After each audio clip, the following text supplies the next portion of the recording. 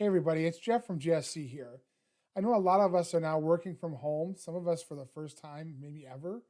And if you're a SOLIDWORKS user, you might be wondering how you get your SOLIDWORKS to come along home with you.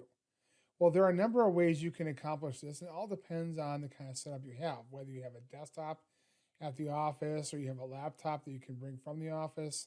And we have all that covered in our comprehensive guide we've written up as a blog. Josh Hellman in our support group did a great job kind of getting everything together, links and detailed instructions, as well as the latest information and some temporary license options that we now have for home users from Dassault Systems SolidWorks to help us all during this crisis. So if you want to know more about this, just click on the link and you'll be able to get all the information you need.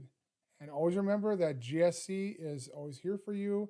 We're all working still every day, and it's challenging, it's different, but it's also going to give us some other options to help people as well. So stay safe, everybody out there, and we'll be talking.